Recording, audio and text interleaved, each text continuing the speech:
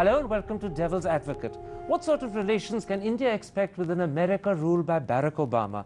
That's the key issue I shall explore today with the former Assistant Secretary of State for South Asia and a former member of the Election Advisory Foreign Policy team of the Obama campaign, Karl Inderfurth. Ambassador Inderfurth, Barack Obama would become President of the United States at a time when relations between the two countries have been perhaps better than ever before. And many people in India believe this is because of the commitment and the high priority given to them by George Bush. But clearly, Barack Obama is going to have priorities of his own, and that commitment may not last. Should India be concerned about that?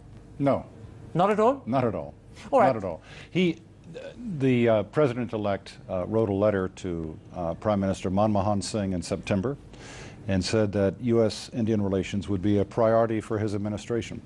And I have no doubt that it will be, and that it will not only build on the excellent foundation and work that President Bush has done, but before that, what President Clinton did in the last term of his administration and that very important visit to New Delhi in March of 2000. So you have a Democratic administration, a Republican administration, both working in the same direction to strengthen U.S.-Indian ties. I'm convinced it will continue into the next Democratic administration. So the sharply rising trajectory in the relations is going to continue to rise, and as sharply as it has been? Yes, it will. Just like that very successful Indian moonshot, it's going to continue to go up. All right, let me test the confidence with which you say that, and let me begin by first focusing on the interview the President-elect gave Time magazine in October. Now, he said that he wants to try and resolve Kashmir in a serious way. He called it a critical task, and he said that he will devote serious diplomatic resources to get a special envoy in there, and he seemed to suggest that that might even be Bill Clinton. Is this a firm intention or just loud thinking? It wasn't a firm intention. I think that that was an interview that has certainly gotten a great deal of attention. I think that there's no question that the right approach for Kashmir is to allow the two parties, India and Pakistan, to address it themselves bilaterally, taking into account the concerns and wishes of the Kashmiri people.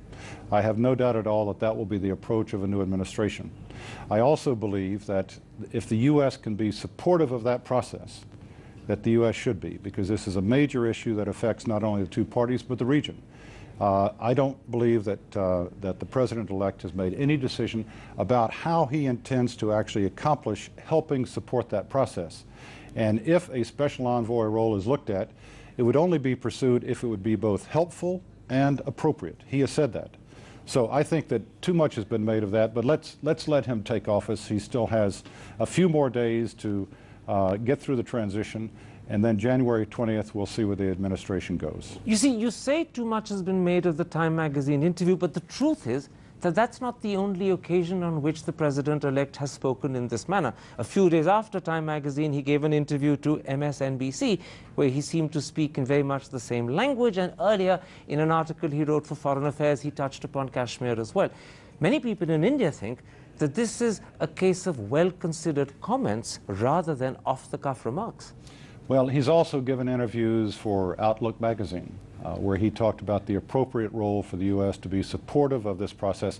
And the fact is that there has been progress between India and Pakistan on the issue of Kashmir. There have been important discussions behind the scenes. There have been important discussions in the so-called front channel, when the Pakistani National Security Advisor, Mahmoud Durrani, came to Delhi to see Mr. Narayanan.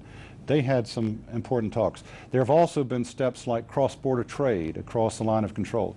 This is where the action should be, between the parties, and if the U.S. can be supportive. So I do believe that more has been made of this than need be at this stage. I think that the new administration understands the right approach. There's not going to be any meddling or interference in India's affairs on this. And because, for the simple reason that if this isn't supported by India and Pakistan, if they do not resolve this themselves, there is nothing that the U.S. can do to make them resolve anything. Well, it's interesting you should say that, because many of the people who are advisors or were advisors around the Obama campaign, and I include yourself and I include your colleague Bruce Riedel, have actually written articles where, and to quote one that you and Riedel have written, you've advised the Obama campaign and the Obama presidency to undertake quiet but effective steps towards an Indo-Pakistani rapprochement over Kashmir. And then you added, Washington should quietly try to engage the parties to find a solution to the Muslim Kashmiris' desire for greater self-rule. Now, the question that arises is, what do the two of you mean by engage, and what do you mean by effective steps?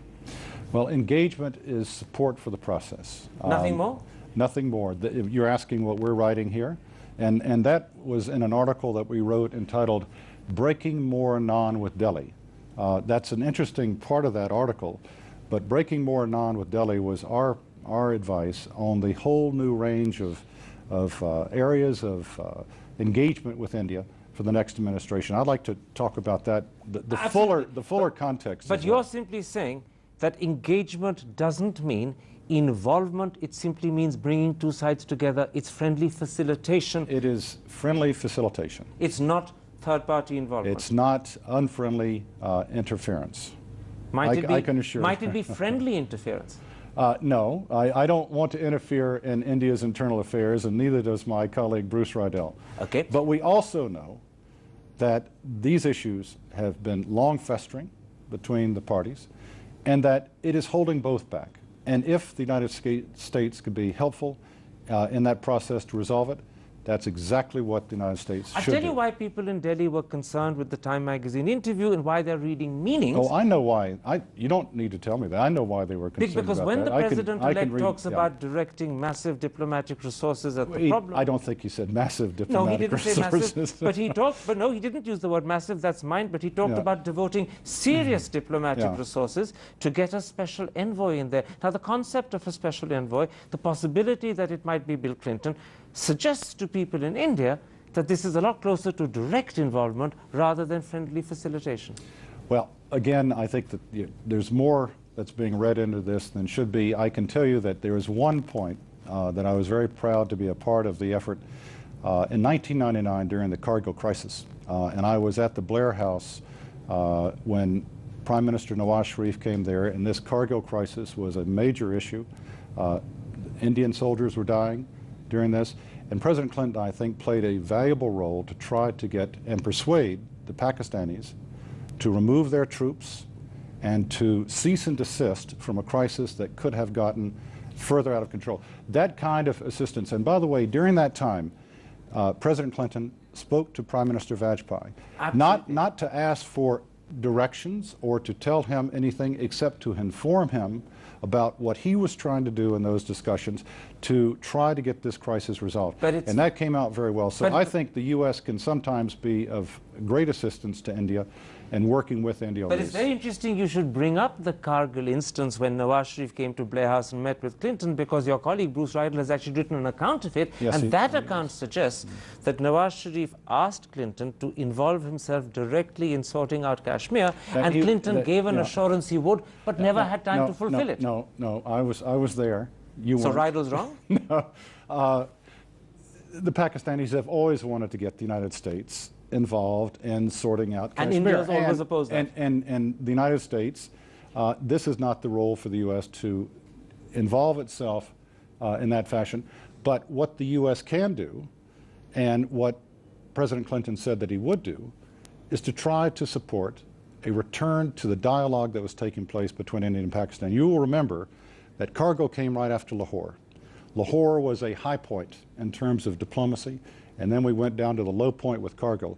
And what President Clinton said that he would do is to try to work with the parties to get back to the, if you will, the spirit of Lahore. And the spirit of Lahore also, as you know in the communiques, also talks about addressing the Kashmir issue. Absolutely. That's all that he said that he would do. That was then. But since then, 10 years have passed, 11 years have passed, and now there's a new situation, there's a new context. Afghanistan has the highest priority in the incoming president's thinking. Well, many people. Let me finish, and then you answer. Let me finish. The economy does. Well, maybe, but Afghanistan has a very high priority. Let's not quibble over that. Yes. And many people in India fear that the president-elect might try and encourage Pakistan to devote more attention to the Taliban and to Afghanistan on its western border if he can in return secure some concession from India on Kashmir on the east. That trade-off and the possibility that that may be one reason why he wants to send a special envoy to India is what worries people. But you're saying he wants to spend, he has not said that he intends to do that. As I said, any decision would be on the basis of whether or not that would be helpful and appropriate. And so he's getting advice to that effect from Barnett Rubin, who's a former advisor, from Ahmed Rashid, who's joined up, in fact, as a counselor to General Petraeus. These are people who are as close to him as you are. Well, no, you're making great leaps here. I doubt that Ahmed Rashid and Barnett Rubin, Barney Rubin, and myself, as you're describing us as close advisors, I think that would be stretching it a bit. We have certainly been, all of us, supporters of. Now, I can't speak for Ahmed. He is not an American. But Barney Rubin and I have been supporters of Barack Obama because we think he'll take our country in the right direction. But this is the advice they're giving him.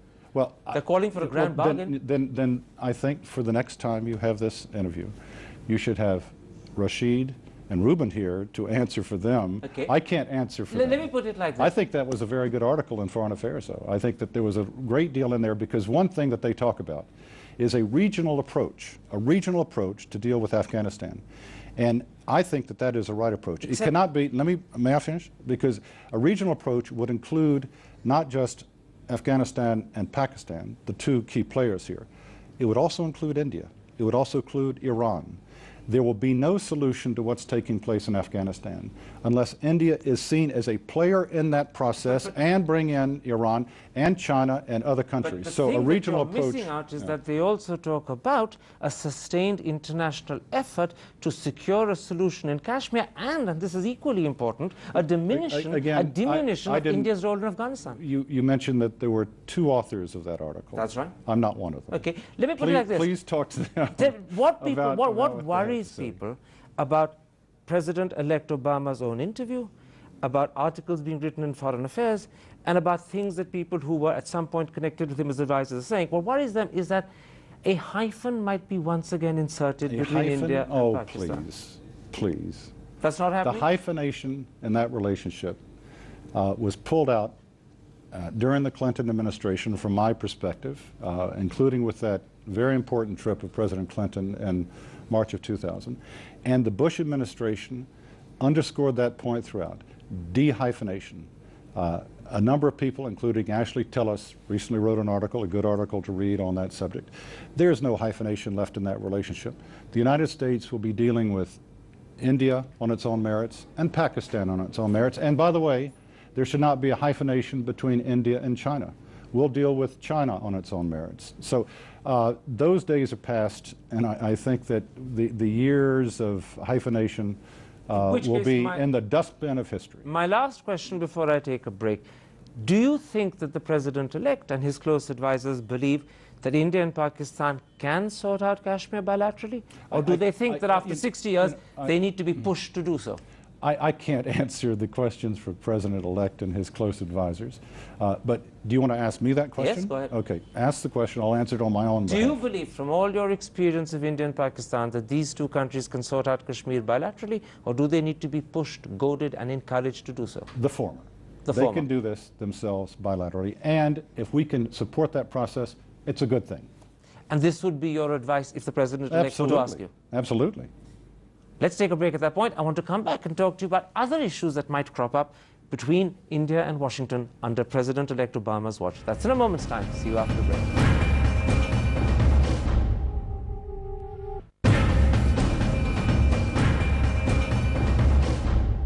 Welcome back to Devil's Advocate and an interview with the former Assistant Secretary of State for South Asia, Karl Inderfurth. Ambassador Inderfurth, let's widen the lens of this discussion. The nuclear deal was the high point of the relationship and the big achievement while President Bush was president. Will President-elect Obama honor the fuel supply assurances and the reprocessing assurances given by Bush, or might they now unravel?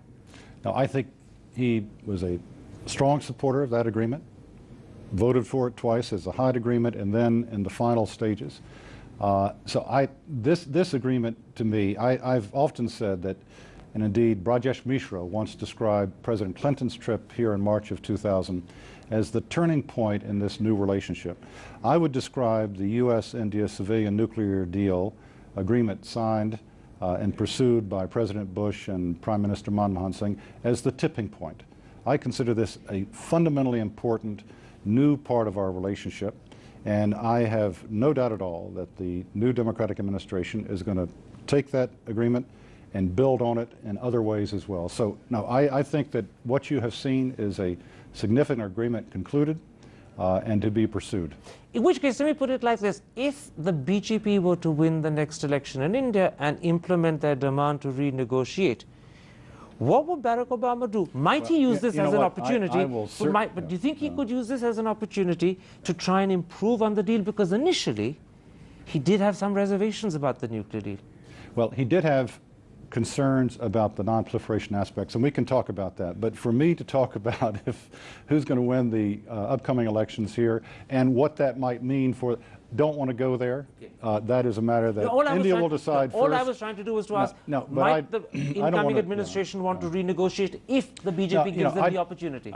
That is a lot of ifs, and what we have right now is a concluded agreement, a significant milestone in the relationship, and my hope is that we now pursue to implement that and to see how we can now extend our cooperation into other areas that for a very long time were off limits to the United States and India. What are you talking about? Well, space cooperation, and actually the lunar probe, this wonderful successful mission to the moon with 2 NASA payloads as an example, and also dual-use high-technology transfers. These were the 3 areas that were once described as the litmus test of the seriousness of the United States being a partner with India. And you see movement on all 3. I think we're passing that litmus test right now. What about CTBT?